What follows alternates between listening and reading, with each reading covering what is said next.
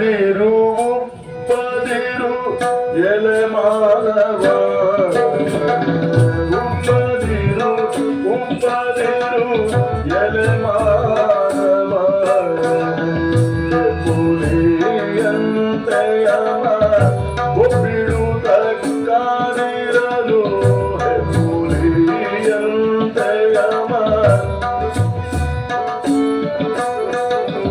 ಉಪ್ಪದಿರು ಉಪ್ಪದಿರು ಎಲೆ ಮಾನವ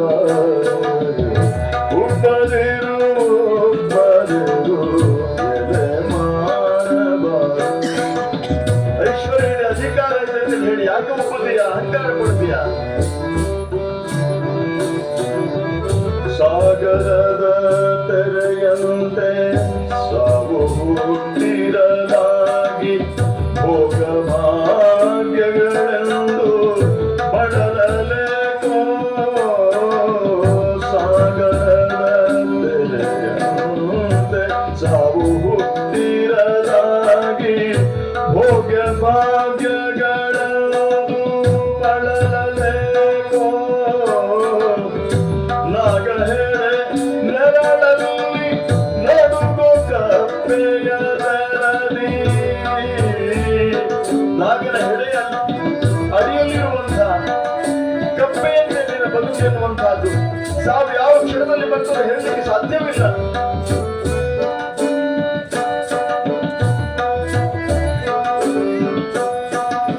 ಸಾಗರದ ತೆರೆಯಂತೆ ಸಾವು ಹುಟ್ಟಿರಲಾಗಿ ನಾಗಹೆಡೆ ನೆರಳಲ್ಲಿ ನಡುಗೋ ಕಪ್ಪೆಯದರಲ್ಲಿ. ಕೂಗಿ ಚೀರಿದರೆ ನಿನ್ನಾಗ ಕೇಳುವುದು ಉಪ್ಪದಿರು ಉಪ್ಪದಿರು ಎಲೆ ಮಾನವ. ಮಾಳಿಗೆ ಮನೆಯೆಂದು ಮತ್ತೆ ಸತಿಸುತ್ತರೆಂದು ಬೇಕಾದಂತ ಐಶ್ವರ್ಯ ಇದೆ, ಅಧಿಕಾರ ಇದೆ, ಸಂಪತ್ತಿ ಇದೆ, ಕೀರ್ತಿ ಇದೆ ಅಂತೆಲ್ಲ ಹೇಳಿ ಅಹಂಕಾರದಿಂದ ಮೆರೆದರೆ ಇದೆಲ್ಲ ಎಷ್ಟು ದಿನ ನಿನ್ನ ಜೊತೆ ಬರ್ಲಿಕ್ಕೆ ಸಾಧ್ಯ ಉಂಟು? ಬಹಳ ಸುಂದರವಾಗಿ ಹಿತೋಪದೇಶದಲ್ಲಿ ಒಂದು ಮಾತನ್ನು ಹೇಳ್ತಾರೆ. ಯೌವನಂ ಧನ ಸಂಪತ್ತಿ ಅಧಿಕಾರಂ ಅವಿವೇಕದ ಏಕೈಕಮಪಿ ಅನರ್ಥಾಯ ಕಿಮು ಯತ್ರ ಚತುಷ್ಟಯಂ. ಯೌವನ, ಧನ ಸಂಪತ್ತು, ಅಧಿಕಾರ ಹಾಗೂ ಅವಿವೇಕ. ಯೌವನ, ಧನ ಸಂಪತ್ತು, ಅಧಿಕಾರ ಹಾಗೂ ಅವಿವೇಕ, ಈ ನಾಲ್ಕರಲ್ಲಿ ಯಾವುದಾದ್ರೂ ಒಂದು ಬಂದರೂ ಸಾಕಂತೆ ಮನುಷ್ಯನಿಗೆ. ಮನುಷ್ಯನ ಮತಿ ಭ್ರಮಣೆ ಮಾಡಿ ಬಿಡ್ತದೆ, ತಲೆ ತಿರುಗಿಸಿ ಬಿಡ್ತದೆ. ಹಾಗಿರುವಾಗ ಇವು ನಾಲ್ಕು ಒಬ್ಬ ಮನುಷ್ಯನಿಗೆ ಬಂದು ಬಿಟ್ಟರೆ ಅವನ ಸ್ಥಿತಿ ಹಾಗಿರ್ತದೆ. ಇದಕ್ಕೊಂದು ದೃಷ್ಟಾಂತವನ್ನು ಕೊಡ್ತಾರೆ. ಒಂದು ಮಂಗ ಹೇಗಿರ್ತದೆ ನಿಮಗೆಲ್ಲ ಗೊತ್ತಿರುವಂತಹದ್ದು. ಚಪಲತೆಯಿಂದ ಚಪ್ಪರಿಸುವಂತಹ ಪ್ರವೃತ್ತಿ, ಒಂದು ಕ್ಷಣ ಕೂತಲ್ಲಿ ಕುತ್ಕೊಳ್ಳೋದಿಲ್ಲ. ಅಂಥ ಮಂಗಕ್ಕೆ ಕೆಲವು ಯುವಕರೆಲ್ಲ ಸೇರಿಕೊಂಡು ಊರಿನ ಜಾತ್ರೆಯ ಸಂದರ್ಭದಲ್ಲಿ ಮದ್ಯ ಕುಡಿಸಿದ್ರಂತೆ. ಮೊದಲೇ ಮಂಗ ಮದ್ಯ ಕುಡಿದಿದೆ. ಮದ್ಯ ಕುಡಿದಂತ ಮಂಗ ಮರ ಏರಿದೆ. ಮರದಲ್ಲಿರುವಂತಹ ಒಂದು ಚೇಳು ಆ ಮಂಗನನ್ನ ಕುಟುಕಿದೆ, ಕಡಿದಿದೆ. ಮೊದಲೇ ಮಂಗ ಮದ್ಯ ಕುಡಿದಿದೆ, ಮದ್ಯ ಕುಡಿದು ಮರ ಏರಿದೆ, ಮರದಲ್ಲಿರುವಂತಹ ಒಂದು ಚೇಳು ಕಡಿದಿದೆ. ಆ ಹೊತ್ತಿಗೆ ಅದೇ ಮರದಲ್ಲಿರುವಂತಹ ಒಂದು ಬ್ರಹ್ಮ ರಾಕ್ಷಸ ಆ ಮಂಗನನ್ನ ಹಿಡ್ಕೊಂಡು ಬಿಟ್ಟಿದಂತೆ. ಹೇಗಿರ್ಬೋದು ಆ ಮಂಗನ ಪರಿಸ್ಥಿತಿ ಯೋಚನೆ ಮಾಡಿ. ಹಾಗೆಯೇ ಯೌವನ, ಧನ ಸಂಪತ್ತು, ಅಧಿಕಾರ, ಅವಿವೇಕ, ಇವು ನಾಲ್ಕು ಒಬ್ಬನೇ ಮನುಷ್ಯನಿಗೆ ಬಂದು ಬಿಟ್ರೆ ಹೇಗಿರ್ತಾನೆ, ಈ ಮಂಗನ ಪರಿಸ್ಥಿತಿ ಅವನಿಗೆ ಬರ್ತದೆ ಅಂತ ಹೇಳ್ತಾರೆ. ಬೇರೆಲ್ಲೆಲ್ಲ ಹುಡುಕ್ಬೇಕಾದಂತ ಅವಶ್ಯಕತೆ ಇಲ್ಲ. ನಮ್ಮ ಊರುಗಳಲ್ಲಿರುವಂತ ಮಂತ್ರಿಗಳನ್ನ, ಪುಢಾರಿಗಳನ್ನ ನೋಡಿದ್ರೆ ಗೊತ್ತಾಗ್ತದೆ, ಹಾಗಿರ್ತಾರೆ ಅವರು. ಇಲ್ಲಿ ಇಂದ್ರನಿಗೂ ಅಂತಹ ಸ್ಥಿತಿ. ತನಗೆ ಬಂದಿರುವಂತಹ ಅಧಿಕಾರ ಭಗವಂತನ ಕೃಪೆಯಿಂದ, ತನಗೆ ಬಂದಿರುವಂತಹ ಸ್ವರ್ಗದ ಅಧಿಪತ್ಯ ಎನ್ನುವಂತಹದ್ದು ಭಗವತ್ ಕೃಪೆಯಿಂದ ಲಭಿಸಿರುವಂತಹದ್ದು. ಹಾಗಾಗಿ ಭಗವಂತನನ್ನ ಸದಾ ನೆನೆಯುತ್ತಾ ಈ ಆಡಳಿತವನ್ನ ನಡೆಸಬೇಕು ಎನ್ನುವಂತಹ ಆ ವಿವೇಕ ಆರಿ ಹೋಗಿತ್ತು. ಯಾವಾಗ ಭಗವಂತನ ವಿಸ್ಮೃತಿಯಾಯಿತು, ವಿಪತ್ ವಿಷ್ಣೋಹ ವಿಸ್ಮರಣ, ಆ ಭಗವಂತನನ್ನ ವಿಸ್ಮೃತಿ ಮಾಡಿದಂತಹ ಕಾರಣದಿಂದಾಗಿ ಮುಂದೆ ದಾನವರ ಜೊತೆಗೆ ನಡೆದಂತಹ ಯುದ್ಧದಲ್ಲಿ ಸೋಲಾಗಿದೆ ಇಂದ್ರನಿಗೂ ಇಂದ್ರನ ಬಳಗಕ್ಕೂ ಕೂಡ. ಸ್ವರ್ಗದ ಅಧಿಪತ್ಯ ಕೈ ತಪ್ಪಿ ಹೋಗಿದೆ.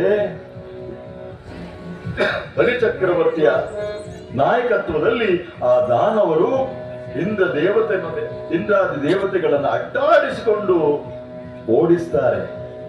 ಆವಾಗ ಜೀವ ಉಳಿದ್ರೆ ಸಾಕು ಅಂತೇಳಿ ಹೇಳಿ ಕಾಡು ಮೇಡುಗಳಲ್ಲಿ ಅಲೆದಾಡ್ತಾ ಇದ್ದಾರೆ ಇಂದ್ರಾದಿ ದೇವತೆಗಳು. ಬೇರೆ ದಾರಿ ಕಾಣದೆ ಎಲ್ಲರೂ ಸೇರಿ ಬ್ರಹ್ಮದೇವರ ಬಳಿ ಬಂದು ಪ್ರಾರ್ಥನೆ ಮಾಡ್ತಾರೆ.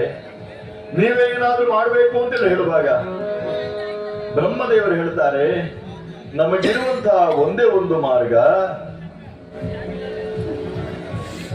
ಪರಬ್ರಹ್ಮನಾಗಿರುವಂತಹ ಆ ಮಹಾವಿಷ್ಣು ಅವನನ್ನ ಪ್ರಾರ್ಥನೆ ಮಾಡುವಂತಹದ್ದು. ಹಾಗಾಗಿ ನಾವೆಲ್ಲರೂ ಸೇರಿ ಆ ಭಗವಂತನಿಗೆ ಮೊರೆ ಇಡೋಣ ಅಂತೇಳಿ ಹೇಳಿ ಎಲ್ಲರನ್ನು ಒಂದಾಗಿಸಿಕೊಂಡು ನೇರವಾಗಿ ವೈಕುಂಠಕ್ಕೆ ಬರ್ತಾನೆ ಬ್ರಹ್ಮದೇವ. ಸಮಸ್ತ ದಿವ್ಯ ದೇವತೆಗಳೆಲ್ಲ ಬಂದಿದ್ದಾರೆ. ಆ ದೇವತೆಗಳನ್ನ ಸೇರಿಕೊಂಡು ಬ್ರಹ್ಮದೇವ ಆ ಭಗವಂತನನ್ನ ಪ್ರಾರ್ಥನೆ ಮಾಡ್ತಾರೆ.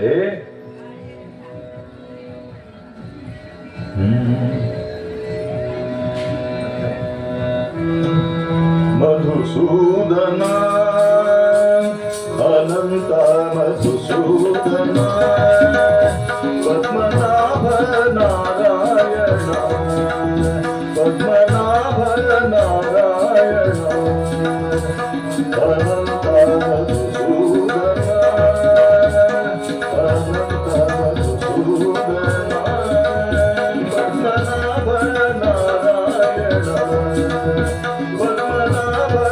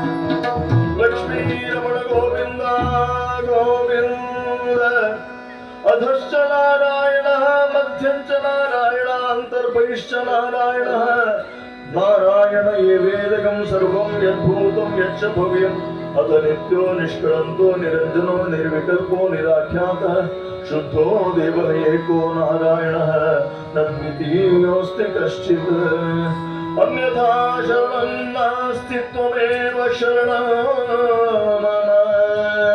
ಹೀಗೆಂದು ಪ್ರಾರ್ಥನೆ ಮಾಡ್ತಾ ಇರ್ಬೇಕಾದ್ರೆ ಆ ಭಗವಂತ ಶ್ರೀಮನ್ನಾರಾಯಣ ಪ್ರಕಟನಾಗ್ತಾನೆ. ಸಮಸ್ತ ದೇವತೆಗಳಿಗೆ ಅಭಯವನ್ನ ನೀಡ್ತಾ ಇದ್ದಾನೆ.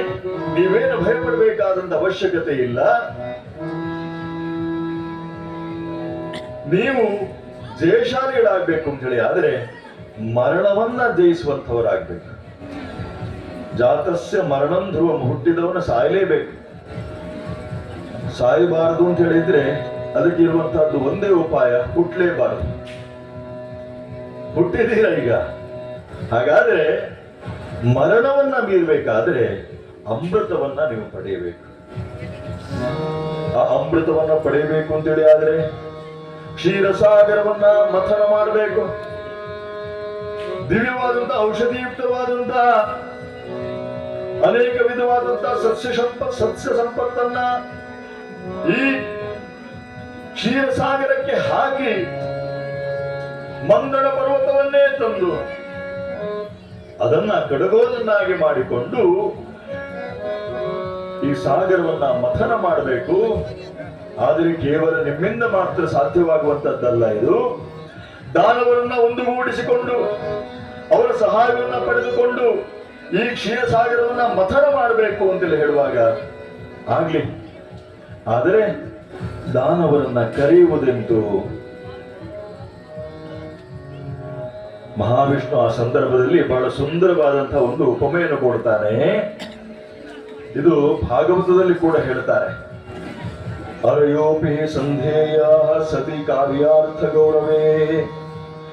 ವೈರಿಗಳಾಗಿದ್ರು ಕೂಡ ಒಂದು ಶ್ರೇಷ್ಠವಾದಂತಹ ಉದಾತ್ತವಾದಂತಹ ಕಾರ್ಯವನ್ನು ನಾವು ಸಾಧಿಸಬೇಕು ಅಂತೇಳಿ ಆದ್ರೆ ಅವರ ಸಹಕಾರವನ್ನು ಕೂಡ ಪಡೆದುಕೊಂಡು ಅವರನ್ನು ಕೂಡ ಜೊತೆಯಾಗಿಸಿಕೊಂಡ ಸಮಾಜದಲ್ಲಿ ನಾವು ಕಾರ್ಯತತ್ಪರರಾಗಬೇಕು ಅಂತ ಹೇಳ್ತಾರೆ.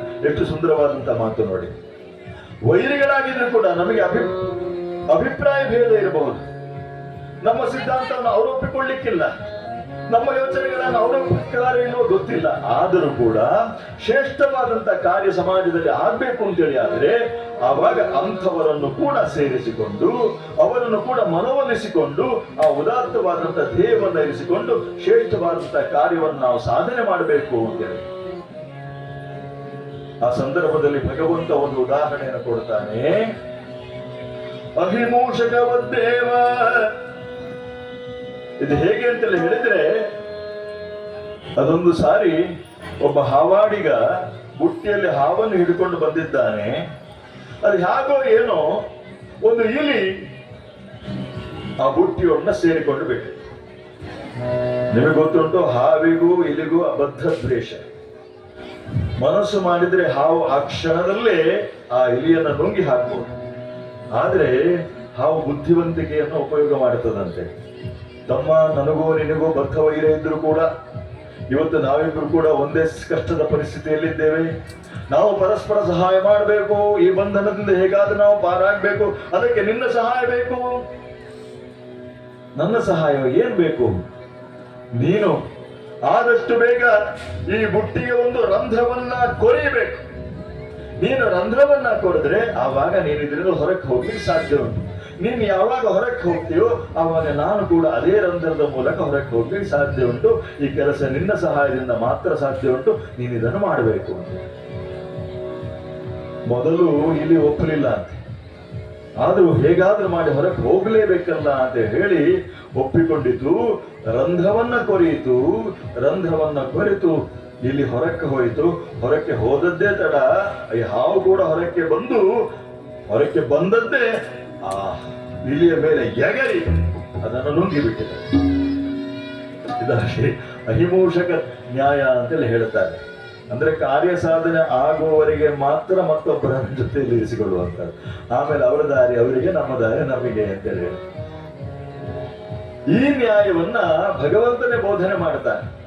ಕಾರಣ ಇಷ್ಟೇ, ಇದೇನು ಮೋಸ ಮಾಡ್ತಾ ಇದ್ದಾನೋ ಭಗವಂತ ಎನ್ನುವಂತ ಪ್ರಶ್ನೆ ನಮ್ಮಲ್ಲಿ ಉದ್ಭವ ಬರ್ಬೋದು. ಆದರೆ ಧರ್ಮ ಎನ್ನುವಂತದ್ದು ಬಹಳ ಸೂಕ್ಷ್ಮವಾದದ್ದು. ನಾವು ಮಾಡುವಂತ ಸಣ್ಣ ಪುಟ್ಟ ಕೆಲಸಗಳಲ್ಲಿ ಇದು ನ್ಯಾಯ, ಇದು ಅನ್ಯಾಯ, ಇದು ಧರ್ಮ, ಅಧರ್ಮ ನಾವು ತೀರ್ಮಾನ ಮಾಡಲಿಕ್ಕೆ ಸಾಧ್ಯ ಇಲ್ಲ. ಅತ್ಯಂತ ಉದಾತ್ತವಾದಂತಹ ಧ್ಯೇಯ ಇರಬೇಕು. ಎಂಥ ಉದಾತ್ತವಾದಂತಹ ಧ್ಯೇಯ ಅಂತ ಹೇಳಿದ್ರೆ ಸ್ವಾಮಿ ವಿವೇಕಾನಂದರು ಹೇಳ್ತಾರೆ, ಆತ್ಮನೋ ಮೋಕ್ಷಾರ್ಥಂ ಜಗದ್ಹಿತಾಯ. ಇದು ಧರ್ಮದ ಸೂತ್ರ. ಯಾವ ಕೆಲಸವನ್ನು ಮಾಡಿದ್ರೆ ತನ್ನ ಮುಕ್ತಿ ಸಾಧ್ಯವಾಗ್ತದೋ ಜೊತೆಗೆ ಲೋಕಕ್ಕೂ ಹಿತವಾಗ್ತದೋ ಅಂಥ ಕಾರ್ಯವನ್ನು ಮಾಡುವಂಥದ್ದು ಅದು ಧರ್ಮ ಅಂತ ಹೇಳಿ. ಇಲ್ಲಿ ಭಗವಂತನಿಗೆ ಉದ್ದೇಶ ಇದ್ದದ್ದು ಧರ್ಮ ಉಳಿಬೇಕು. ಧರ್ಮ ಉಳಿಬೇಕು ಅಂತ ಹೇಳಿ ಅದು ದೇವತೆಗಳೇ ಜಯವಾಗಬೇಕು.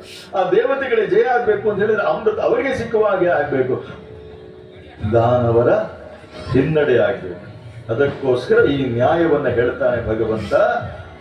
ಹಾಗೆ ಆಗ್ಲಿ ಅಂತೇಳಿ ಒಪ್ಪಿದ್ದಾನೆ ಇಂದ್ರ. ನೇರವಾಗಿ ಬಲಿಚಕ್ರವರ್ತಿಯವರಿಗೆ ಬರ್ತಾನೆ ಇಂದ್ರ. ನಾವು ಅಮರತ್ವವನ್ನ ಸಾಧಿಸಬೇಕು ಅಂತೇಳಿ ಆದ್ರೆ ಕ್ಷೀರಸಾಗರವನ್ನ ಮಥನ ಮಾಡಬೇಕು. ಇದು ಕೇವಲ ದೇವತೆಗಳಿಂದ ಮಾತ್ರ ಸಾಧ್ಯವಾಗುವಂತಹದ್ದಲ್ಲ. ದೇವತೆಗಳು, ದಾನವರು ಅದಿತಿಯರ ಮಕ್ಕಳು, ನಾವು ಸಹೋದರರು. ಹಾಗಾಗಿ ಸಹೋದರ ಈ ಸಂದರ್ಭದಲ್ಲಿ ನಾವು ಒಟ್ಟಾಗಿ ಕ್ಷೀರಸಾಗರವನ್ನ ಮಥನ ಮಾಡೋಣ. ಪರಸ್ಪರ ಸಹಕಾರದ ಮೂಲಕ ಈ ಉದಾತ್ತವಾದಂತಹ ಧ್ಯೇಯವನ್ನ ಸಾಧಿಸೋಣ. ನಿಮ್ಮ ಸಹಕಾರ ಬೇಕು, ಸಹಯೋಗ ಬೇಕು ಅಂತೇಳಿ ಕೇಳುವಾಗ ಮೊದಲು ಬಲಿಚಕ್ರವರ್ತಿ ಒಪ್ಪಲಿಲ್ಲ. ಆದರೆ ಅಮೃತ ಸಿಕ್ತದಲ್ಲ, ನೋಡೋಣ ಅಂತ ಹೇಳಿ ಒಪ್ಪಿದ. ಸಮಾಜದಲ್ಲಿ ಪರಸ್ಪರ ಸಹಕಾರ ಸಹಯೋಗ ಇದ್ದರೆ ಮಾತ್ರ ಶ್ರೇಷ್ಠವಾದದ್ದನ್ನು ಸಾಧಿಸಲಿಕ್ಕೆ ಸಾಧ್ಯ ಉಂಟು. ಒಬ್ಬ ಮಹಾರಾಜ ತನ್ನ ಹುಟ್ಟು ಹಬ್ಬ ಅಂತೇಳಿ ಹೇಳಿ ಊರಿನವರನ್ನೆಲ್ಲ ಕರೆದಿದ್ದಾನೆ. ದೊಡ್ಡ ಮೈದಾನದಲ್ಲಿ ದೊಡ್ಡ ಪೆಂಡಾಲ್ ಹಾಕಿದ್ದಾರೆ. ಬಂದವರಿಗೆಲ್ಲ ಸುಗ್ರಾಸವಾದಂತ ಭೋಜನ, ಸಾವಿರಾರು ಜನ ಬಂದಿದ್ದಾರೆ. ಬಂದು ಎಲ್ಲರೂ ಊಟಕ್ಕೆ ಕೂತಿದ್ದಾರೆ, ಎಲೆ ಹಾಕಿದ್ದಾರೆ. ಎಲೆ ಹಾಕಿದಂತ ಸಂದರ್ಭದಲ್ಲಿ ಮಹಾರಾಜ ಒಂದು ಘೋಷಣೆಯನ್ನು ಮಾಡ್ತಾನೆ. ಮಹಾಜನರೇ, ನಿಮಗೋಸ್ಕರ ಒಂದು ವಿಶೇಷವಾದಂತಹ ಪಂಥಾಹ್ವಾನ ಇದೆ. ಏನು ಪಂಥಾಹ್ವಾನ ಅಂತ ಹೇಳಿದ್ರೆ, ಇದೊಂದು ವಿಶೇಷವಾದಂತಹ ಬಹುಮಾನ ಯೋಜನೆ. ಯಾರೋ ಹೇಳಿದಂತೆ ಈ ಯೋಜನೆಗಳನ್ನೆಲ್ಲ ಕೇಳಿ ಕೇಳಿ ತಲೆ ಕೆಟ್ಟು ಹೋಗಿದೆ. ಯೋಜನೆ ವಿಷಯವನ್ನು ಮಾತ್ರ ಮಾತಾಡಬೇಡಿ. ಆದ್ರೆ ಏನು ಅಂತೇಳಿ ಕೇಳುವಾಗ ಮಹಾರಾಜ ಹೇಳ್ತಾನೆ, ನೋಡಿ, ನನ್ನ ಹುಟ್ಟು ಹಬ್ಬಕ್ಕೋಸ್ಕರ ಅಂತ ಹೇಳಿ ವಿಶೇಷವಾದಂತ ತುಪ್ಪದಿಂದ ತಯಾರು ಮಾಡಿದಂತ ಲಡ್ಡುಗಳನ್ನ ಬಳಸಲಾಗ್ತದೆ. ನಿಮಗೆಲ್ಲ ಯಾರು ಅತಿ ಹೆಚ್ಚು ಲಡ್ಡುಗಳನ್ನ ತಿಂತಾರೋ ಅವರಿಗೆ ಬಹುಮಾನವನ್ನ ಕೊಡಲಾಗುವುದು ಅಂತೇಳಿ ಹೇಳಿ ಘೋಷಣೆ ಮಾಡ್ತಾರೆ. ಎಲ್ಲರೂ ಕೂತಿದ್ದಾರೆ, ಎಲೆಗೆ ಲಡ್ಡುಗಳನ್ನ ತಂದು ಬಳಸ್ತಾ ಇದ್ದಾರೆ. ಇನ್ನೇನು ಲಡ್ಡಿಗೆ ಕೈ ಹಾಕಬೇಕು ಅಂತೇಳಿ ಹೇಳುವಾಗ ಮಹಾರಾಜ ಘೋಷಣೆಯನ್ನು ಮಾಡ್ತಾನೆ, ನಿಲ್ಲಿ, ಯಾರು ಕೂಡ ಹಾಗೆ ಲಡ್ಡು ತಿನ್ನುವ ಹಾಗೆ ಇಲ್ಲ. ಲಡ್ಡು ತಿನ್ಬೇಕು ಅಂತ ಹೇಳಿ ಅದ್ರ ಒಂದು ನಿಯಮ ಇದೆ. ಏನದು ನಿಯಮ? ಲಡ್ಡನ್ನು ತಿನ್ನುವಾಗ ಕೈ ಬಗ್ಗಿಸಬಾರ್ದು, ತಲೆ ತಗ್ಗಿಸಬಾರ್ದು, ತಲೆ ತಗ್ಗಿಸಬಾರ್ದು, ಕೈ ಬಗ್ಗಿಸಬಾರ್ದು.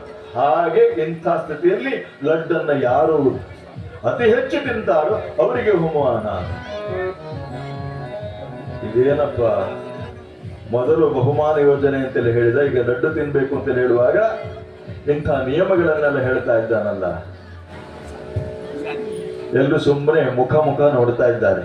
ಆ ಹೊತ್ತಿಗೆ ಒಬ್ಬ ಯುವಕ ಬಂದ ಅಂತೆ. ಮಹಾರಾಜರೇ, ನಾನು ಪ್ರಯತ್ನ ಮಾಡಿ ನೋಡ್ತೇನೆ ಅಂತ ಹೇಳಿ ತನ್ನ ಮಿತ್ರನನ್ನ ಕರ್ಕೊಂಡು ಬಂದ. ಅವನಿಗನ್ನು ಎದುರುಗಡೆ ಕುತ್ಕೊಳಿಸಿದ, ತಾನು ಎದುರುಗಡೆ ಕೂತಿದ್ದಾನೆ. ಇಬ್ಬರಿಗೂ ಎಲೆ ಹಾಕಿದ್ದಾರೆ. ಎಲೆಗೆ ಹಾಕಿದ್ದಾಗ ತಂದು 10 ಲಡ್ಡುಗಳನ್ನ ಬಳಸಿದರು. ಈಗ ಯುವಕ ಹೇಳ್ತಾ ಇದ್ದಾನೆ, ಮೊದಲೇ ತನ್ನ ಮಿತ್ರನಿಗೆ ಒಂದು ಸೂಚನೆಯನ್ನು ಕೊಟ್ಟಿದ್ದ. ಇವನು ಮಿತ್ರನ ಎಲೆಗೆ ಹಾಕಿದ್ದಂತಹ ಲಡ್ಡನ್ನ ತೆಗೆದು ಕೈ ಬಗ್ಗಿಸ್ಲಿಲ್ಲ, ತಲೆ ತಗ್ಗಿಸ್ಲಿಲ್ಲ, ನೇರವಾಗಿ ಅದನ್ನ ತೆಗೆದು ಅವನ ಬಾಯಿಗೆ ಇಟ್ಟ. ಅದೇ ರೀತಿಯಲ್ಲಿ ನನಗೂ ಹಾಗೆ ಮಾಡಬೇಕು ಅಂತೇಳಿ ಹೇಳಿದ್ದ. ಆ ಮಿತ್ರ ಇವನ ಎಲೆಗೆ ಬಳಸಿದ್ದಂತ ಲಡ್ಡಿಗೆ ಕೈ ಹಾಕಿದ. ಅವನು ತಲೆ ತಗ್ಗಿಸ್ಲಿಲ್ಲ, ಕೈ ಬಗ್ಗಿಸ್ಲಿಲ್ಲ, ಹಾಗೆ ತೆಗೆದು ಇವನ ಬಾಯಿಗೆ ಇಟ್ಟ. 10 ಲಡ್ಡಾಯಿತು, 20 ಲಡ್ಡಾಯಿತು, 50 ಲಡ್ಡನ್ನ ತಿಂದ್ರು ಮಹಾರಾಜ. ಅವರಿಗೆ ಬಹುಮಾನವನ್ನು ಕೊಟ್ಟ. ಪರಸ್ಪರ ಸಹಕಾರ ಕೊಟ್ಟರೆ ಮಾತ್ರ ಸಮಾಜದಲ್ಲಿ ಶ್ರೇಷ್ಠವಾದದ್ದನ್ನು ಸಾಧಿಸಲಿಕ್ಕೆ ಸಾಧ್ಯ ಉಂಟು. ನಾನು ಮಾತ್ರ ಮಾಡ್ತಾ ಹೋಗ್ತೇನೆ ಅಂತ ಹೇಳಿದ್ರೆ ಯಾವುದನ್ನು ಮಾಡಲಿಕ್ಕೆ ಸಾಧ್ಯ ಇಲ್ಲ. ಇದನ್ನ ಈ ಸಂದೇಶವನ್ನು ಕೊಡ್ತಾ ಇದೆ ಸಮುದ್ರ ಮಥನದ ಈ ಕಥಾ ಭಾಗ. ದೇವತೆಗಳು ಹಾಗೂ ದಾನವರು ಬಂದಿದ್ದಾರೆ. ಮಂದರ ಪರ್ವತವನ್ನ ತೆಗೆದುಕೊಂಡು ಬರಬೇಕು.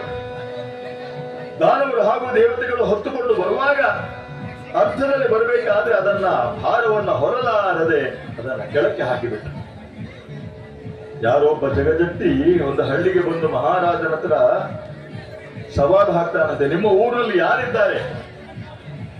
ನಾನು ನಿಮ್ಮ ಊರಿನಲ್ಲಿರುವಂತ ಬೆಟ್ಟವನ್ನ ಎತ್ತಿ ಹಿಡಿಯಬಲ್ಲೆ ಅಂತೇಳಿ ಹೇಳಿದ. ಹೌದಾ, ಅದು ಹಾಗೆ ಅಂತ, ನನಗೆ 6 ತಿಂಗಳ ಅವಕಾಶ ಕೊಡಬೇಕು, ನಾನು ಏನೆಲ್ಲ ಕೇಳ್ತೇನೆ ಅದನ್ನೆಲ್ಲ ಕೊಡಬೇಕು ಅಂತ ಹೇಳಿದ. ಆಯ್ತು ಅಂತೇಳಿ ಹೇಳಿದ್ರು. 6 ತಿಂಗಳು ಒಳ್ಳೆ ಭರ್ಜರಿ ಊಟ ಇವನಿಗೆ. ಆನೆ ಸಾಕಿದಾಗಿ ಸಾಕ್ತಾ ಇದ್ದಾರೆ. 6 ತಿಂಗಳು ಮುಗಿಯಿತು. ಒಂದು ಶುಭ ಮುಹೂರ್ತದಲ್ಲಿ ಈ ಜಟ್ಟಿ ಬೆಟ್ಟವನ್ನು ಎತ್ತಿ ಹಿಡಿತಾನೆ ಅಂತೇಳಿ 100 ಜನ 1000 ಜನ ಬಂದು ಸೇರಿದ್ದಾರೆ. ಇವನು ಬಂದು ನಿಂತಿದ್ದಾನೆ. ಮಹಾರಾಜರ ಹತ್ರ ಹೇಳ್ತಾ ಇದ್ದಾನೆ, ನಾನು ಈಗ ಬೆಟ್ಟವನ್ನು ಎತ್ತಿ ಹಿಡಿತೇನೆ ಅಂತೇಳಿ.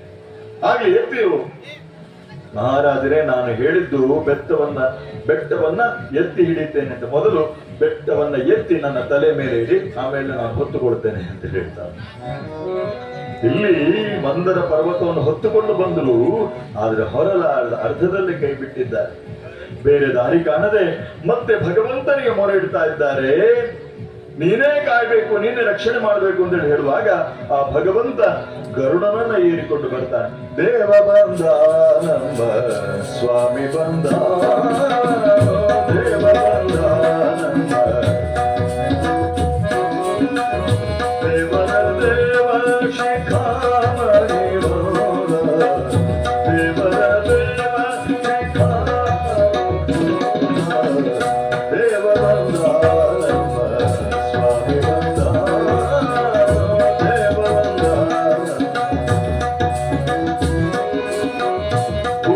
ಶಯನ ಬಂದ ಗರುಡ ಗಮನ ಬಂದ ಲಕ್ಷ್ಮೀ ರಮಣ ಗೋವಿಂದ ಗೋವಿಂದ ಉರಗ ಶಯನ ಬಂದ ಗರುಡ ಗಮನ ಬಂದ ನರ ಗೋವಿಂದ ಬಂದ ನಾರಾಯಣ ಬಂದ ದೇವ ಬಂದಾನಂದ ಸ್ವಾಮಿ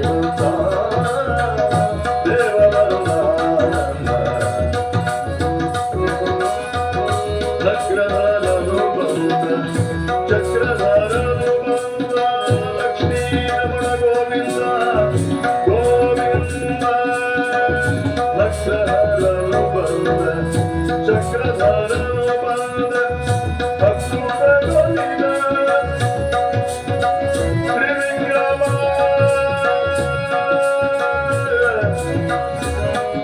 ಲಕ್ಷ್ಮೀ ರಮಣ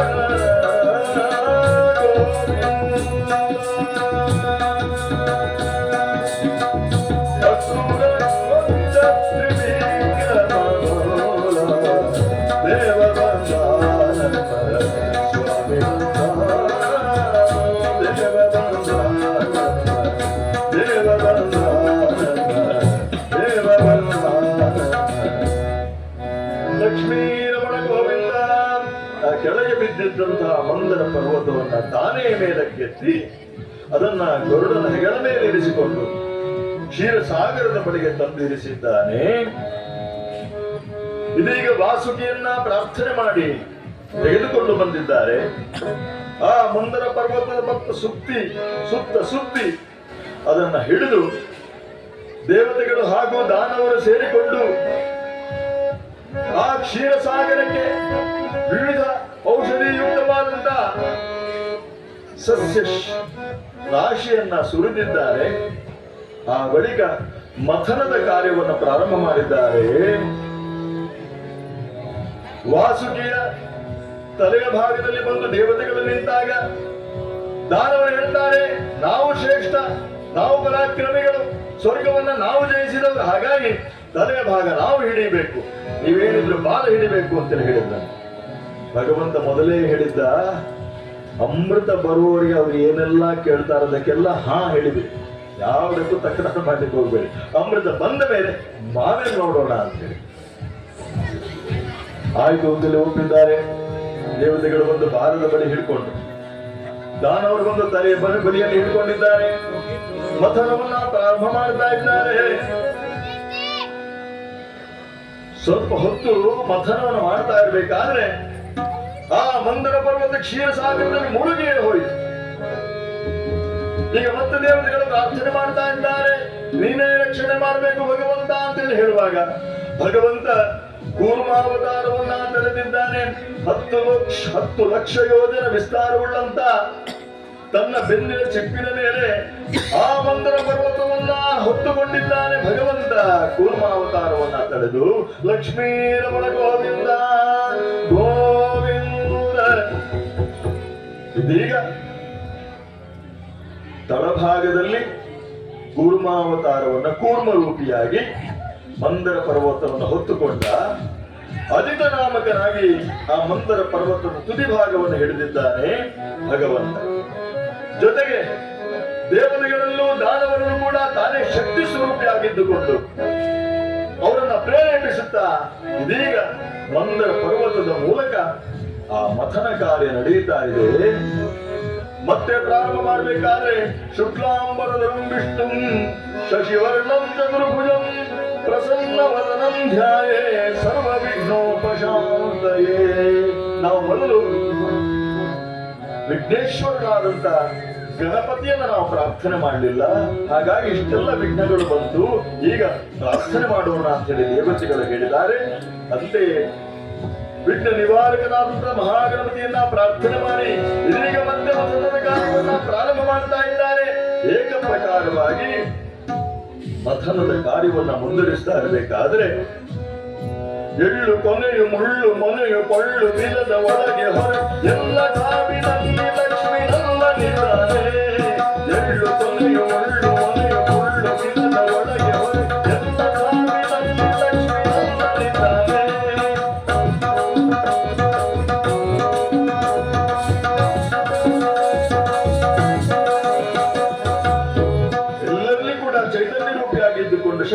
ಜೊತೆಯಾಗಿದ್ದುಕೊಂಡು ಭಗವಂತ ಮಥನದ ಕಾರ್ಯವನ್ನ ನಡೆಸ್ತಾ ಇದ್ದಾನೆ.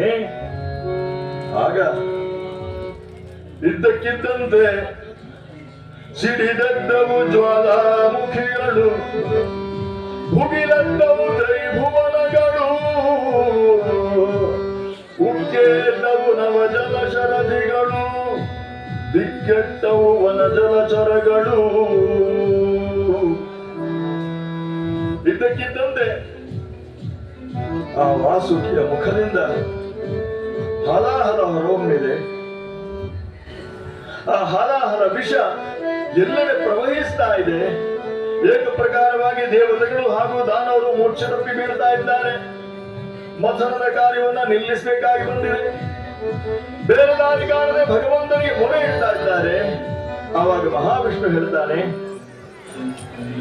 ಇದಕ್ಕೆ ಒಂದೇ ಉಪಾಯ. ಕೈಲಾಸಾಧಿಪತಿಯಾದಂತಹ ಶಂಕರನನ್ನ, ಶಿವನನ್ನ ಪ್ರಾರ್ಥನೆ ಮಾಡಿ ಆತ ಮಾತ್ರ ಈ ಹಾಲಾಹಲವನ್ನ ಧಾರಣೆ ಮಾಡಬಲ್ಲಂತ ಶಕ್ತಿ ಉಳ್ಳವನಂತೇಳಿ ಹೇಳುವಾಗ ದೇವತೆಗಳೆಲ್ಲ ಸೇರಿ ಆ ಶಿವನನ್ನ ಪ್ರಾರ್ಥನೆ ಮಾಡ್ತಾರಂತೆ. ಕಾರುಣ್ಯ ಮೂರುತಿಯೇ ಕಂಗಳು ಮೂರು ಉಳ್ಳ ದೊರೆಯೇ,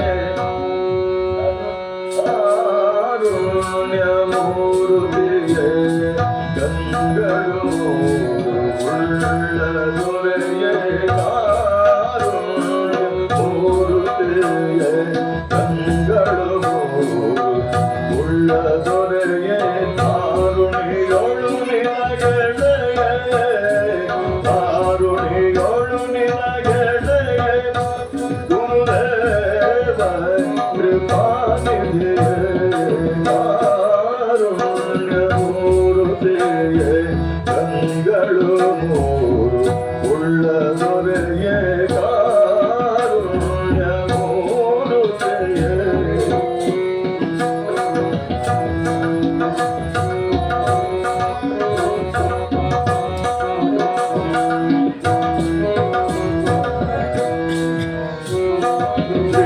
ತ್ರಿಪುರಾವಳಿ ಸಂಹರನೆ ತ್ರೈಲೋಕ್ಯ ಪಾವನನೆ, ತ್ರಿಪುರಾವಳಿ ಸಂಹರನೆ ತ್ರೈಲೋಕ್ಯ ಪಾವನನೆ, ಅಪಾರ ಮಹಿಮನೆ, ಅಪಾರ ಮಹಿಮನೆ, ಪ್ರಸನ್ನ ಶ್ರೀ ಹರಿಹರನೆ, ಕಾರುಣ್ಯ ಮೂರುತಿಯೇ ಕಂಗಳು ಮೂರು ಉಳ್ಳ ದೊರೆಯೇ, ಕಾರುಣ್ಯ ಮೂರುತಿಯೇ.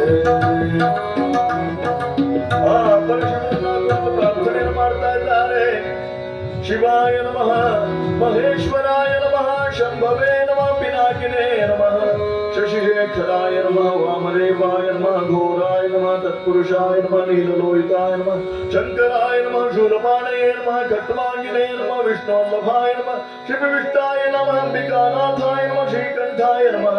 ಹೀಗೆಂದು ಪ್ರಾರ್ಥನೆ ಮಾಡ್ತಾ ಇರಬೇಕಾದ್ರೆ ಆ ಪರಶು ಪ್ರಕಟನಾಗ್ತಾನೆ. ಪಶೂನಾಂ ಪತಿಂ ಪಾಪನಾಶಂ ಪರೇಶಂ ಗಜೇಂದ್ರಸ್ಯ ಕೃತ್ಯಂ ವಸಾನಂ ಪರೇಶಂ, ಪಶೂನಾಂ ಪತಿಂ ಪಾಪನಾಶಂ. ದೇವತೆಗಳ ದೇವನಾಗಿದ್ದಾನೆ.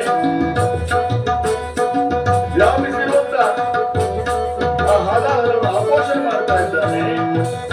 ತನ್ನ ಹಸ್ತಗಳನ್ನು ಧಾರಣೆ ಮಾಡಿಕೊಂಡು ಸ್ವೀಕಾರ ಮಾಡ್ತಾ ಇದ್ದಾನೆ.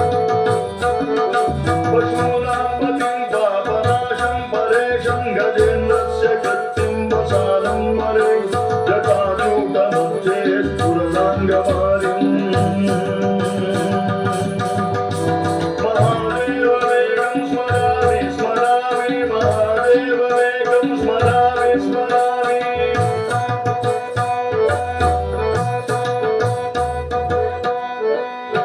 ಆ ಹಲಾಹಲವನ್ನ ಪಾನ ಮಾಡಿದ ತನ್ನ ಕಂಠದಲ್ಲಿ ಧಾರಣೆ ಮಾಡಿದ್ದಾನೆ ಶಿವ. ಹೊಗಳಿಲ್ಲ, ಸೇವನೆಯನ್ನು ಮಾಡಲಿಲ್ಲ. ಕಂಠದಲ್ಲಿ ಧಾರಣೆ ಮಾಡಿಕೊಂಡ ಕಾರಣ ನೀಲಕಂಠ ಎನ್ನುವಂತ ಅಭಿಧಾನವಾಯಿತು ಆ ಶಿವನಿಗೆ. ಹೀಗೆ ಬಂದಿರುವಂತ ಆಪತ್ತನ್ನು ನಿವಾರಣೆ ಮಾಡಿದ್ದಾನೆ ಶಿವ ಶಂಕರ. ಇದೀಗ ಮತ್ತೆ ಉತ್ಸಾಹದಿಂದ ಮಥನ ಕಾರ್ಯವನ್ನ ಮುಂದುವರಿಸ್ತಾರೆ ದೇವತೆಗಳು ಹಾಗೂ ದಾನವರು ಸೇರಿಕೊಂಡು. ಏಕ ಪ್ರಕಾರವಾಗಿ ಮಥನವನ್ನ ಮಾಡುತ್ತಾ ಇದ್ದಾರೆ. ಮತಿಸಲು ದಿಸಿತೈ ಕಾಮಧೇನು ಪ್ರತಿಮಲದ ಪಾವನಗೋಧನವು. ಮತಿಸಲು ದಿಸಿತೈ ಕಾಮಧೇನು ಪ್ರತಿಮಲದ ಪಾವನಗೋಧನವು. ಸ್ವಚ್ಛ ಬಿಡುವಿನ ಉಚ್ಚೈಷವವು ಹೆಚ್ಚಿನ ದಾಡೆಯ ಐರಾವತವು.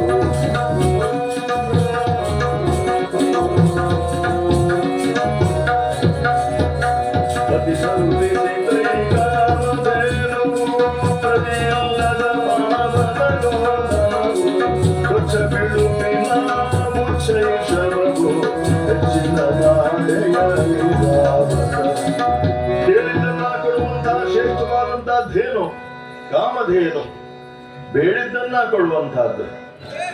ಬೇಕು ಬೇಕದು ಬೇಕು ಬೇಕಿದನಗಿನ್ನೊಂದು. ಮನುಷ್ಯನ ಆಸೆಗೆ ಮಿತಿ ಎನ್ನುವಂತಹದ್ದು ಉಂಟೆ. ಸೊಪ್ಪೆ ಬೆಲುವಾಗ ಸೊಪ್ಪಿನ ಚಿಂತೆ, ಸೊಪ್ಪು ದೊರಕಿದರೆ ಉಪ್ಪು ಬರಲಿಲ್ಲವೆಂಬ ಚಿಂತೆ. ಉಪ್ಪು ದೊರಕಿದರೆ ತುಪ್ಪ ಬೇಕೆಂಬ ಚಿಂತೆ. ತುಪ್ಪವೇ ದೊರಕಿದರೆ ಕೊಪ್ಪರಿಗೆ ಸಿಗದೆಂಬ ಚಿಂತೆ. ವಿಜಯದಾಸರು ಹೇಳ್ತಾರೆ ನೋಡಿ, ಅದು ಬೇಕು ಇದು ಬೇಕು ಮತ್ತೊಂದು ಬೇಕು ಮಗದೊಂದು ಬೇಕು ಎನ್ನುವಂತ ಆಸೆ. ಇಂಥ ಆಸೆಯನ್ನೆಲ್ಲ ಪೂರೈಸಬಲ್ಲಂತ ಸಾಮರ್ಥ್ಯವುಳ್ಳಂತ ಕಾಮಧೇನು ಮೊದಲು ಪ್ರಕಟವಾಯಿತಂತೆ.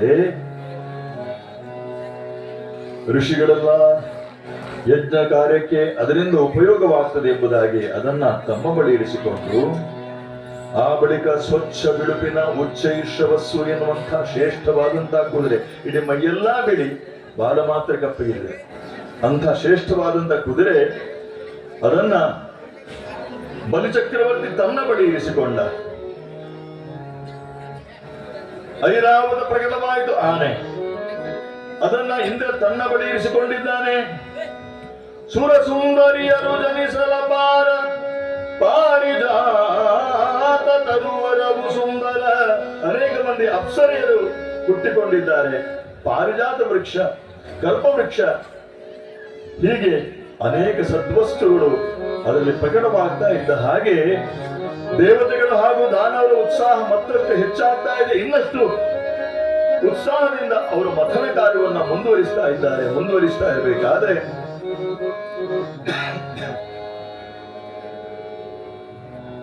ತತಶ್ಚ ಆವಿರಭೂತ ಸಾಕ್ಷಾತ್ ಶ್ರೀರಮ ಭಗವತ್ಪರಾರಂಜಯಂತಿ ದಿಶ ಕಾಂತ್ಯ ವಿದ್ಯುತ್ ಸೌದಾಮನಿ ಯಥಾ.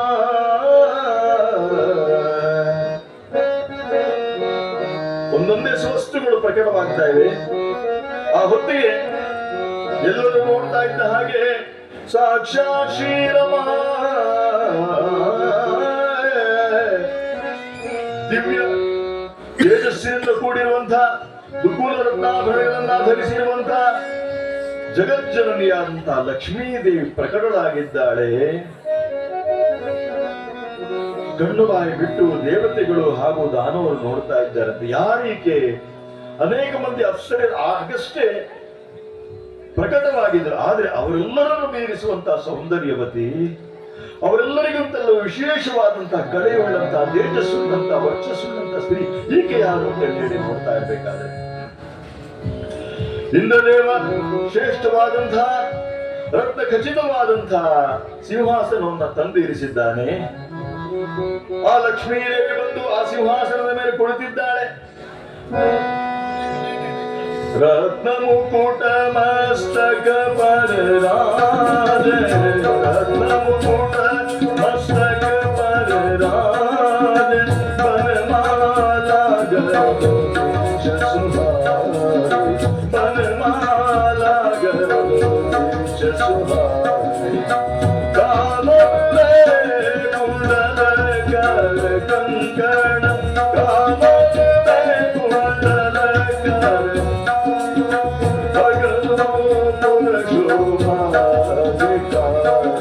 Jaya Gamana Gamana Saraswati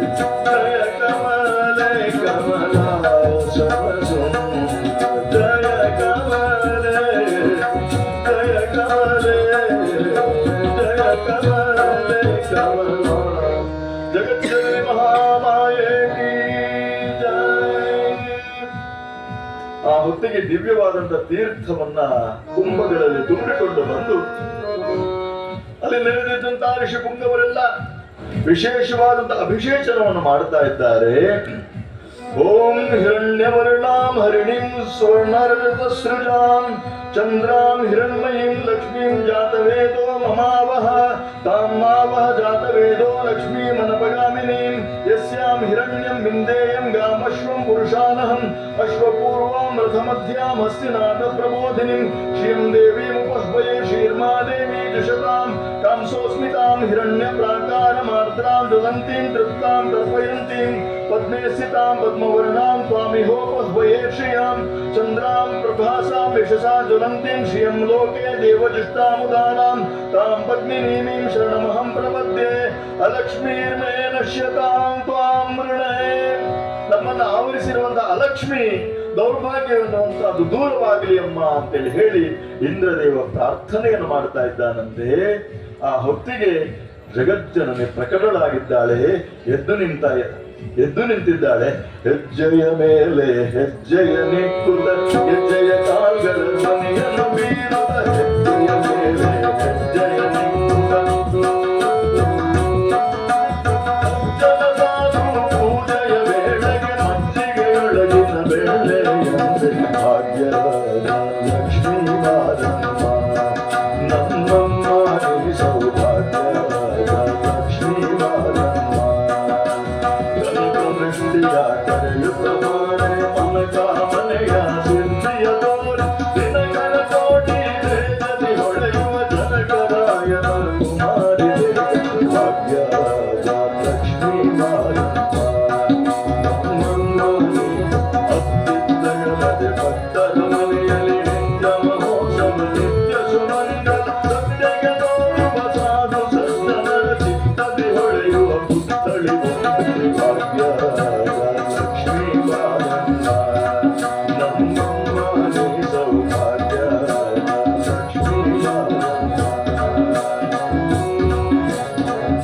ಎಲ್ಲೆಡೆ ಗುಡಿನೋಟವನ್ನ ಬೀರಿದ ಕೈಯಲ್ಲಿ ಕುಸುಮ ಮಾಲೆಯನ್ನ ಹಿಡಿದುಕೊಂಡು ಜಗನ್ಮಾತೆ ಮುಂದೆ ಬರ್ತಾ ಇರಬೇಕಾದ್ರೆ ಎಲ್ಲರೂ ಕತ್ತನ್ನು ಉದ್ದ ಚಾಚ್ತಾ ಇದ್ದಾರೆ. ಹೀಗೆ ಬಂದು ನನ್ನ ಕೊರಳಿಗೆ ಮಾಲೆಯನ್ನು ಹಾಕ್ತಾಳೆ, ನನ್ನ ಕೊರಳಿಗೆ ಬಂದು ಮಾಲೆಯನ್ನು ಹಾಕ್ತಾಳೆ. ಆದ್ರೆ ಲಕ್ಷ್ಮೀದೇವಿ ಯೋಚನೆ ಮಾಡ್ತಾಳಂತೆ. ಏಷ ಬ್ರಹ್ಮ ಅತಿವೃದ್ಧ ಸ್ತಪತಿ ದಿನಪತಿ ಚಂಚಲೋ ಮಾತರಿಷ್ಮ ದಿಗ್ವಾಸ ನೀಲಕಂಠ ದಶಪತಿ ರಸೌ ಗರ್ಭಿತ ಕ್ಷೀಯತೆ ಚಹ. ಏಷ ಬ್ರಹ್ಮ ಅತಿವೃದ್ಧ, ಬ್ರಹ್ಮದೇವ ಇದ್ದಾನೆ, ಮುದುಕನಾಗಿ ಬಿಟ್ಟಿದ್ದಾನೆ, ಅವನನ್ನು ಯಾಕೆ ಹಿಡೀರಿ. ತಪತಿ ದಿನಪತಿ, ಸೂರ್ಯ ಇದ್ದಾನೆ, ಅವನ ಶಾಖವನ್ನು ತರ್ಕೊಳ್ಳಿಕ್ಕೆ ಸಾಧ್ಯ ಉಂಟೆ, ಅವನ ಜೊತೆಗೆ ಕುಟುಂಬ ಸಂಸಾರ ನಡೆಸಲಿಕ್ಕೆ ಸಾಧ್ಯ ಉಂಟೆ? ಸಾಧ್ಯವೇ ಇಲ್ಲ. ಚಂಚಲೋ ಮಾತರಿಶ್ವ, ಒಂದು ಕ್ಷಣ ಇದ್ದಲ್ಲಿರುವುದಿಲ್ಲ ವಾಯುದೇವ. ದಿಗ್ವಾಸ, ದಿಕ್ಕುಗಳನ್ನೇ ಅಂತರವಾಗಿ ಉಳ್ಳವನ ನೀಲಕಂಠ. ಯಾರು ಕೂಡ ಪರಿಪೂರ್ಣರಲ್ಲ, ಒಬ್ಬೊಬ್ಬರಲ್ಲಿ ಒಂದೊಂದು ಕೊರತೆ ಇದೆ, ಒಬ್ಬೊಬ್ಬರಲ್ಲಿ ಒಂದೊಂದು ದೋಷ ಇದೆ. ಇತ್ತರದ ಸುರರ ಸುತ್ತ ನೋಡುತ್ತ ಲಕ್ಷ್ಮೀ ದೇವಿ ಚಿತ್ತವ ಕೊಡದೆ ನಸು ನಗುತ್ತ. ಲಕ್ಷ್ಮೀ ಶೋಭಾನೆಯಲ್ಲಿ ಹೇಳ್ತಾರೆ ವಾದ್ಯರಾಜರು, ಇತ್ತರದ ಸುರರ ಸುತ್ತ ನೋಡುತ್ತ ಲಕ್ಷ್ಮೀ ದೇವಿ ಚಿತ್ತವ ಕೊಡದೆ ನಸು ನಗುತ್ತ. ಚಿತ್ತವ ಕೊಡದೆ ನಸು ನಗುತ್ತಲಿ ಬಂದು ಲಕ್ಷ್ಮೀ ಪುರುಷೋತ್ತಮನ ಕಂಡು ನಮಿಸಿದಳು. ಒಬ್ಬ ಮಾತ್ರ ತನ್ನ ಪಾಡಿಗೆ ಶಾಂತವಾಗಿ ತನಗೂ ಇದಕ್ಕೆ ಯಾವುದಕ್ಕೂ ಸಂಬಂಧವೇ ಇಲ್ಲ ಎನ್ನುವಂತೆ ದೂರದಲ್ಲಿ ನಿಂತುಕೊಂಡಿದ್ದ ಆತನೇ ಪುರುಷೋತ್ತಮನಾದಂತಹ ಮಹಾವಿಷ್ಣು ಶ್ರೀಮನ್ನಾರಾಯಣ. ಎಲ್ಲರೂ ಕರುಳುತ್ತ ಮಾಡಿಕೊಂಡು ಕಾದಿರ್ಬೇಕಾದ್ರೆ ಜಗನ್ಮಾತೆ ಬರ್ತಾಳೆ. ಬಂದು ಈ ಪರಿಯ ಸೌಭಾಗ್ಯವ ದೇವರಲಿ ಈ ಪರಿಯ ಸೌಭಾಗ್ಯ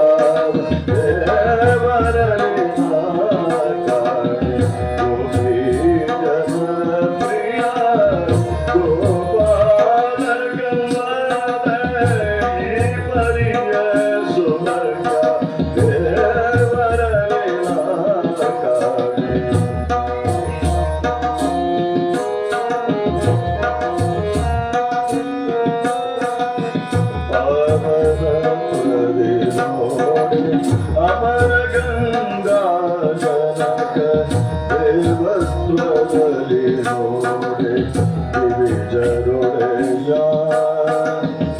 ಲಾವಣ್ಯದಲ್ಲಿ ನೋಡೆ ಲೋಕಮೋಹಕನಯ್ಯ ಯಾವ ಧೈರ್ಯವೇ ನೋಡೆ ಯಾವ ಧೈರ್ಯವೇ ನೋಡೆ ಅಸುರಾಂಧ ಪರಿಯ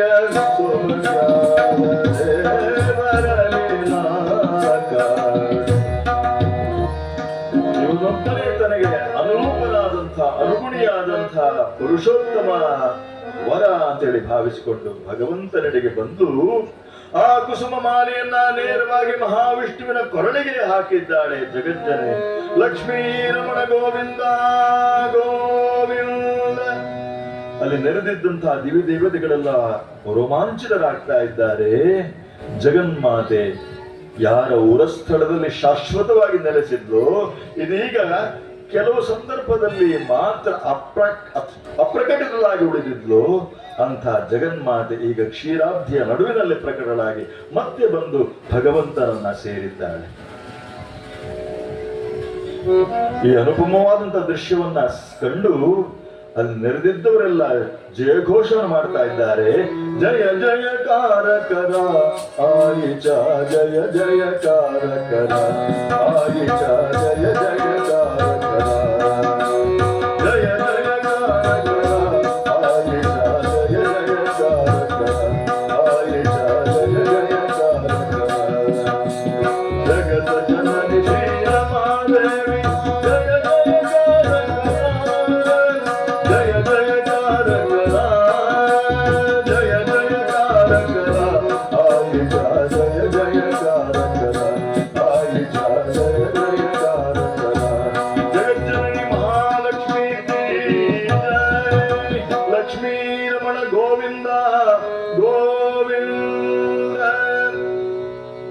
ಪರಮಾತ್ಮ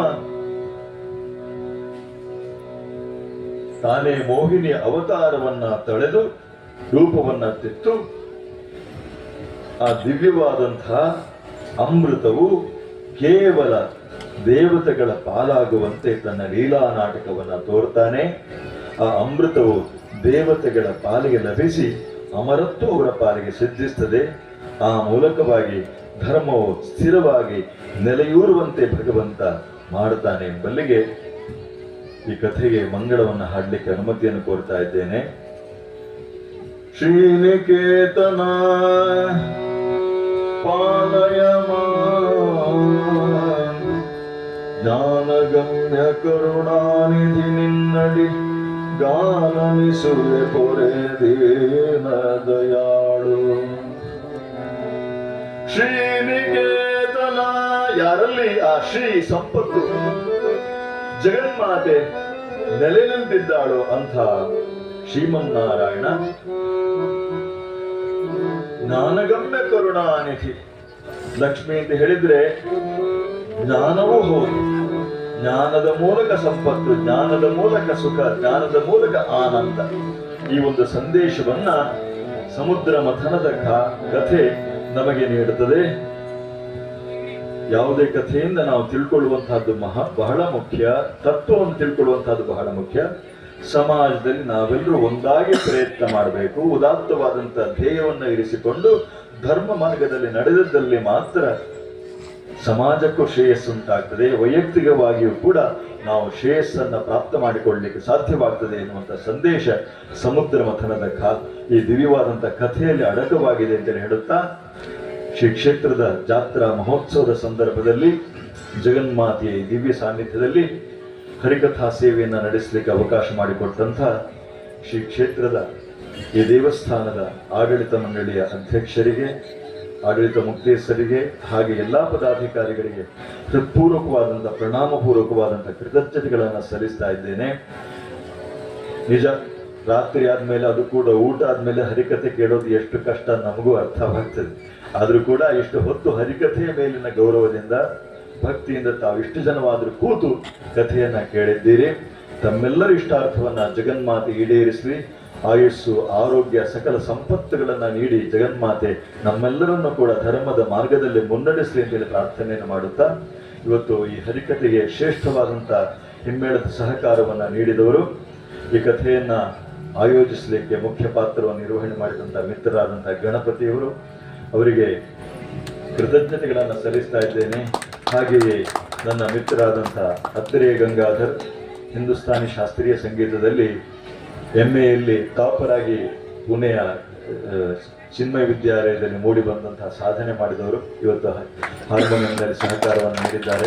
ಅವರಿಗೂ ಕೂಡ ಕೃತಜ್ಞತೆಗಳನ್ನು ಸಲ್ಲಿಸುತ್ತಾ, ಉತ್ತಮವಾದಂಥ ಧ್ವನಿವರ್ಧಕದ ವ್ಯವಸ್ಥೆಯನ್ನು ಮಾಡಿದಂಥ ಸಹೋದರಿಗೂ ಕೂಡ ಕೃತಜ್ಞತೆಗಳನ್ನು ಸಲ್ಲಿಸುತ್ತಾ, ಮತ್ತೊಮ್ಮೆ ತಮ್ಮೆಲ್ಲರೂ ಕೂಡ ವಂದಿಸುತ್ತಾ ಕಥೆಗೆ ಮಂಗಳವನ್ನು ಹಾಡ್ತಾ ಇದ್ದೇನೆ. ಮಂಗಳಂ ಜಯ ಮಂಗಳಂ, ಮಂಗಳಂ ಶುಭ ಮಂಗಳಂ, ಮಂಗಳಂ ಜಯ ಮಂಗಳಂ, ಮಂಗಳಂ ಶುಭ ಮಂಗಳಂ. ಗೋಪಿ ಸುತ ಗೋವರ್ಧನಾಯಕ ಗೋವಂದ ಸೌಂದರ್ಯ ಗೋವಿಂದಗೆ, ಗೋಕುಲದಲ್ಲಿ ಹುಟ್ಟಿ ಗೋಕುಲ ಕಾಯ್ದ ಗೋಪಾಲ ಕೃಷ್ಣನ ಶ್ರೀಪಾದಕ್ಕೆ. ಮಂಗಳಂ ಜಯ ಮಂಗಳಂ,